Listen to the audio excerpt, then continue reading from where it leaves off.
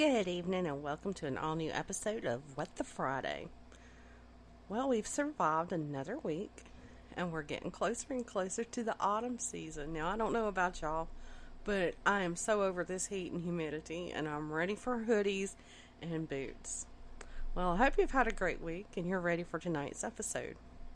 As the name suggests, or the title, we're talking about cults, or, more cults. But it's not your average brainwashing. There is some brainwashing, but anyway. So what I want you to do is sit back with the beverage of your choice and prepare yourself for quite a few WTF moments.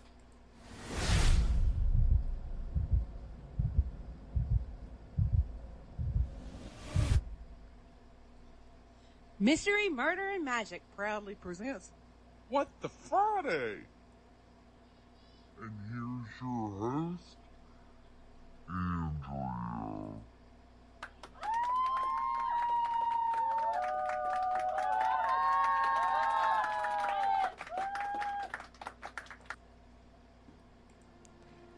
Alright, well I should clarify and say that tonight's episode is more about the cult leaders than the cults themselves.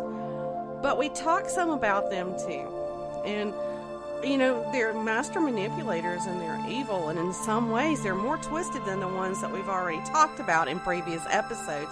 And I'm going to turn this music down because I can't even hear myself think right now.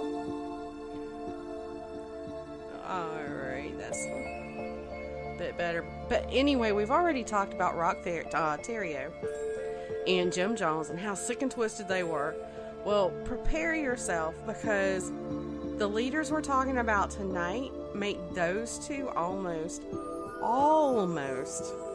seem like angels. First on our list tonight is Anne Hamilton, gosh, I can't talk tonight, Byrne. Hamilton Byrne was the leader of an Australian cult that was formed back in the 1960s, and she called that cult the Family. And to me, that's just creepy to begin with. But anyway, the creepiness gets worse. But like most other cults, the Family was a doomsday cult. She had her followers believing that she was the reincarnation of Jesus. And she was the reincarnation of Jesus that was born as a woman.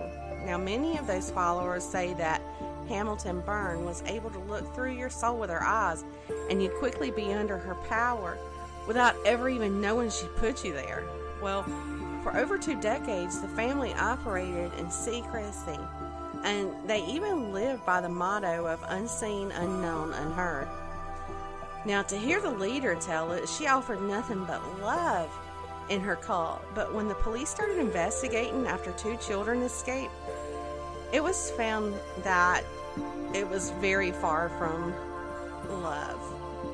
In 1987, police raided the cult, and it was found that Hamilton Byrne had collected, exactly is the word that I meant to use, 28 children. Over the years, she got these kids. Some she had gotten through fake adoptions, and some she had been given as gifts from her other followers. Giving their children away, but she would bleach their hair and dress them all identically. 28 kids is a lot for anyone to raise, but to keep them under her control, she would use mind control. She would beat them, she would starve them, and she would emotionally torture them. Now, why in the hell do you want all these kids if you're going to treat them so poorly? Now, Anne herself was picture perfect with platinum hair, styled perfectly. She wore Chanel perfume and these gorgeous strings of pearls. She had this amazing soprano voice, and she played the harp. But she was very far from perfect or the angel that she sounds like that she appeared to be. And she was far from the loving mother figure that she tried to portray herself as. And her cruel treatment wasn't reserved just for the little kids there in her cult. She also used the same strategy and methods on her adult followers. and the majority of these adult followers were handpicked by her from Melbourne's elite. She'd promised them spiritual fulfillment because that was all the rage in the 60s and 70s. And the creepy thing is, she would actually say stuff like, "I've been waiting for you, and you are special," when she'd meet them as potential recruits. Now, I mean, can you imagine somebody meeting you for the first time and they say, "I've been waiting for you"? Dude, y'all, I would make a brand new door out of that building. But anyway, now her religious teachings were a big mixture of Christianity, Eastern mysticism, and apocalyptic prophecy. But just to make sure they were buying what she was selling them, she'd force them to take very dangerous amounts of LSD, and that included the children. These people were like tripping balls and buying everything that came out of her mouth, and those poor kids were just having to live in on that, you know. That had to be scary as hell, you know. They say she used other hallucinogenics too, but anyway, once she had these people totally under control, or her control, she ruled every single aspect of their lives, and the only rule that she had was to do every single thing that she said. She controlled what they thought about, what they wore, what they ate, and who they could and couldn't marry. Now, by the time police conducted their raid in 1987, she had broken up families, caused divorces, and perhaps the worst part was the emotional scars that she left on these little children victims. And by then, she was pretty rich. And when all this started hitting the fan, well, she took off and hid overseas until 1993, when she was arrested on minor fraud charges. Now, that's all she was ever charged with, was the minor fraud charges. She and her husband, Bill Byrne, received a $5,000 Australian dollar fine, but she never had to serve a day of jail time for the physical and emotional pain that she had caused any of those poor people. Ann Hamilton Byrne passed away in 2019 at the age of 97 and never had to pay for any of the crimes she committed against her followers, young or old. And man, was she something else. Now, our next one happened a long time ago, and this is all about a lady named Clementine Barnabette, and she's considered the first African American female serial killer. Well, she earned this title when she was, and get this, she was only 18 years old, and they said she was this high priestess of the Church of Sacrifice.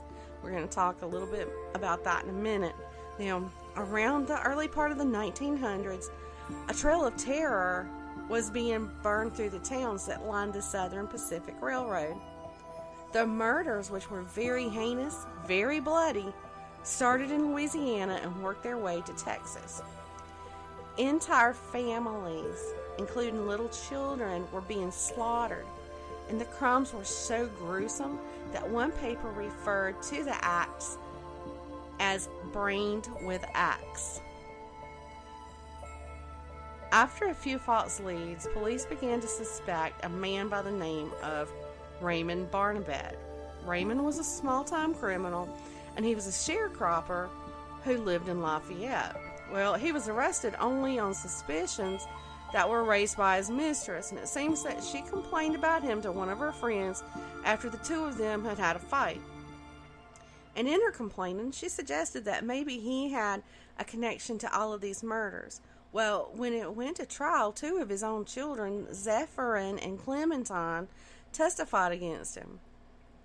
Clementine told a very graphic tale that one night Raymond returned home with blood covering his clothes. And somewhere in the process of him coming in, he threatened his family, and her brother Zephyrin, he corroborated her story and even added that Raymond had boasted about killing the whole Andrus family. And both of the kids said they were afraid of him, that if he went free that, he would come get them. Well, while their daddy sat in jail, guess what happened? Another murder took place. Another family was murdered in the same way, but the father of this slain family had been shot in the head. He was the first one to have been shot in the head in all of these murders.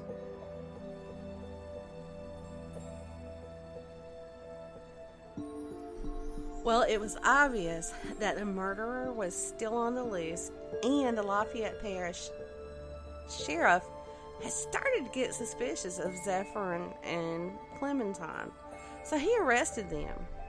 One big suspicion that the sheriff had was that when they arrested Raymond, blood from the Andrus murders was on Clementine's dress, but she explained that away by saying that she had wiped it, I guess, off of her dad with her dress, and that's how it got there. But the sheriff, he just really wasn't buying that. Well, when Clementine was arrested, they searched the house and found even more evidence against her, because one of the local newspapers reported that in Clementine's bedroom, they found an entire set of women's clothes that was soaked in blood and covered in human brains. Zephyrin had an alibi for the night of the murders, but Clementine couldn't provide one, so she was hauled off to jail. But the murder still did not stop. The following January, 3 more families were murdered.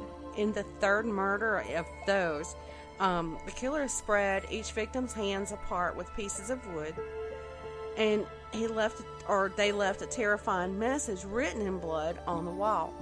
The message read, "When he maketh the inquisition for blood, he forgetteth not the cry of the humble." And that's a version of Psalms 9:12 from the King James Bible. And it was signed as Human 5. Well, because of that number, the number 5, the police thought that they were looking for a murderous gang, and the press started calling them the Human 5 gang. Well, on top of that, the newspapers started reporting that the murders were connected to a voodoo ritual. One thing started leading to another, and soon newspapers were reporting that Clementine was the leader of a cult called the Church of Sacrifice, and it was ran by a Pentecostal revival pastor named Reverend King Harris. Well, police took him in for an interrogation, but Harris told them he had never heard of the Church of Sacrifice, and they could tell that his nerves were just tore up over the thought that one of his sermons could lead to such acts like bloody axe murders. Well, finally, in April of 1912, Clementine made a full confession, and she admitted to killing 17 people. She also admitted to buying a voodoo charm that was supposed to protect her while she was committing these murders. Now, she also told police that she and her associates had drawn lots to see who would actually commit the murders. When she was asked why she killed the children too, she said she didn't want them to be left as orphans. Well, how noble, right? But why anyone was killed was never revealed. She did give the names of her accomplices, but when they went to investigate those names, they were basically dead ends that went nowhere, so it was probably just made up names. In the end, it was decided that there had never been a Church of Sacrifice, and that the media had sensationalized a lot of the details of the crimes. In fact, the only voodoo involved in Clementine's crimes was the charm that she had gotten from a voodoo priest named Joseph Thibodeau. Well, she had also said that Thibodeau had given her a dress to wear in her crimes, but when they questioned him, he denied that that never happened. He also said that he was far from being a voodoo priest, and he only engaged in root-based medicine. Well, so basically, Clementine was like trying to throw everybody she knew under the bus. Now, sorry about that little pause. My mom had messaged me to check on me. But anyway, officials finally brought charges against her on April 14th, 1912. And while she sat in jail awaiting her trial, she confessed to a total of 35 murders. Murders, Andrea. Okay. But they're not sure that she actually committed all 35 of those. Because, some of them were committed while she was in jail. And they think some of those were just like copycat murders. You know how these things happen. Now, by the age of 19, or by the time she was 19, she was sentenced to life in the Louisiana penitentiary. And the following year, she attempted to escape from the prison, but she was caught the same day. Now, despite her escape attempt, she was released after 10 years on good behavior.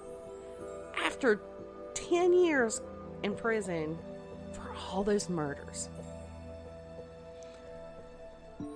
Now, I do have to say, that part of today's episode really didn't involve the cult, but when I came across it, that story just kind of pulled me in, and I was like, I gotta share this. So, sorry for kind of deviating from the plan today. But anyway, now, y'all probably remember the Heaven's Gate cult, right? All that happened not all that long ago. Well, our next cult leader is co-founder of it, and her name was Bonnie Nettles. She was born in 1927, and she was raised as a Baptist. Well, when she was an adult, she began distancing herself from that religion, and sometime during that time, she became a registered nurse. Well, shortly after that, she married a businessman named Joseph Nettles, and that was in 1947. Well, that couple went on and had 4 children, and the marriage was a pretty happy one until around 1972, when Bonnie started using seances and stuff to contact the dead. And then she came to believe that a monk from the 19th century named Brother Francis was speaking through her and giving her instructions. She also met with several fortune tellers during that time, and they told her that she would meet with a tall, mysterious, light-colored haired, and fair-skinned guy. Well, whether you believe in fortune tellers or not, Bonnie would meet up with someone who matched that description almost to a T, and that someone's name was Marshall Applewhite. Now, Applewhite says that they met when he was visiting a friend in the hospital, and Bonnie walked in. Their eyes met and locked, sharing recognition of esoteric secrets. Now, they say he was very flamboyant in his descriptions of a lot of things that happened, and most of the things that happened in his life was described as being fate, just like he said about meeting Bonnie. And those are all his words, not mine. But anyway, the two had an almost instant spiritual connection, and soon Bonnie agreed to do an astrological reading for him. They went on a journey of spiritual discovery during that time, and soon proclaimed themselves as the two witnesses of revelation. In 1973, on New Year's Day, they left together and soon established their cult, which was sooner or later would become known as the Heaven's Gate cult, or Heaven's Gate. Bonnie ran things there, but Marshall spoke for her. They had a really big following, and by the mid-70s had attracted a couple hundred people. Heaven's Gate's theology was described as a mixture of Christian millennialism, New Age, and UFOlogy, and it has been characterized as a UFO religion. Their main belief was that followers could transform themselves into these immortal extraterrestrial beings, and they would do this by denying their human nature. And by doing this, they would ascend to heaven, and they called heaven the next level. Well, Applewhite believed that he himself was directly related to Jesus, and his writings alluded to the fact, or that fact in his mind, that he was Jesus' successor, and that Nettles herself was God the Father. Well, until 1976, the crew, as they called themselves, traveled the United States recruiting for their cause and proclaiming the gospel of a higher level of metamorphosis. And they were telling humans how they were being deceived by false gods and other things. But they stopped doing that in 1976, and the cult became very reclusive. At that point, Nettles and Applewhite imposed strict rules on their members, like banning sexual activity and the use of drugs. Quickly, they moved from being basically just a social group to being an organized religious establishment. And it wasn't long until the cult started coming under criticism from various directions. In a book called Messengers of Deception, the writer, his name was Jacques Vallée, he expressed his concerns about Heaven's Gate's authoritarian political and religious views. Now, we're going to fast forward to 1983, and sadly, Bonnie got really sick with cancer, and she had to have an eye removed due to cancer. Well, at that time, her doctor informed her that the cancer was already spreading throughout her body. Well, Bonnie called her doctor ignorant because she and Applewhite both believed she couldn't die because they had to ascend together. Well, sadly, the cancer became worse and worse. She passed away in a Texas hospital on June 19, 1985. Well, you know, her death kind of made Applewhite look like a liar, I guess. Everything that he said was not true because Bonnie had died. Well, to smooth all that over, he told their followers that her body was like a broken down vehicle that was left behind. And he further explained it by saying that her work on Earth was done and he himself still had more left to do, and that Bonnie would continue to help them from the next level. But after that, things got even weirder, and like in 1996, they turned deadly. In October of 1996, the group began renting this 9,200 square foot home in Rancho Santa Fe, California, and they were paying cash $7,000 a month rent on this big house. Well, that same month, the group purchased alien abduction insurance. Now, I had no idea there was even such a thing that you could buy. But anyway, the policy would cover up to 50 of the members, and it would pay $1 million per person who had been abducted, impregnated, or killed by aliens. Now, that following March in 1997, Applewhite recorded himself speaking of mass suicide, and that was the only way to evacuate Earth, as he put it. This was all taking place to coincide when the comet known as Hale-Bopp was to be passing by Earth, and he mentioned that following behind the comet would be this spaceship. Well, this cosmic event would symbolize the closure to Heaven's Gate. Well, somehow Applewhite managed to convince 38 of his members to get ready for this ritualistic suicide so that their souls could board that spaceship, and it would take their souls to a new level of existence. And when he talked about this level of existence, he said it was above human existence, and he described it as both physical and spiritual.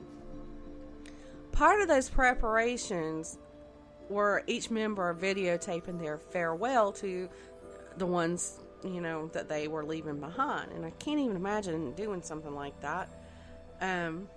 But if I had to explain why this was taking place, I'm not sure that I could keep a straight face. I almost lost it when I was telling y'all about the alien abduction insurance. But anyway, the day of the mass suicide came, and all 39 people, including Applewhite, were dressed identically in black shirts and sweatpants and brand new black and white Nike Decades.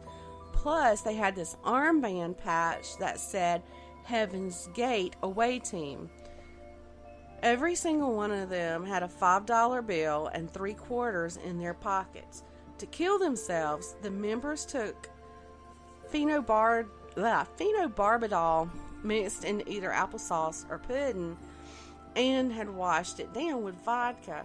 They also wrapped plastic bags around their heads after ingesting the drugs and alcohol so that they would bring on asphyxiation. Now, once one of them was dead, one of the surviving members would come along, remove the plastic bag from the person's head, and arrange their body on its own bed. Then their faces and torsos would be covered with a square purple cloth for privacy reasons. Well, in the end, 21 women and 18 men were dead, and they ranged between the ages of 26 and 72.